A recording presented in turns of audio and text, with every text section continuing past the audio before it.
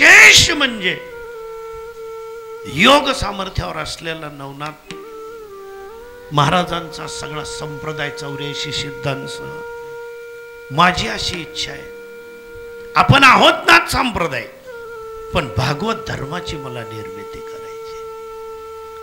सामान्य जनतेला आपल्या घराचा उंबरठा न ओलांडता आपल्याच आई वडिलांची सेवा करून आपल्याच घरामध्ये आपल्या धर्मपत्नीचं सहकार्य घेऊन आणि स्त्रियांना आपला पती, आपले सासू आणि आपले सासरे, सासर आणि माहेर दोघं सांभाळून आपल्या गृहस्थाश्रमाच्या वाटेच्या बाहेर न जाता देव मिळेल असा भागवत धर्म प्रेमा संप्रदाय निर्माण करायची माझी इच्छा आहे।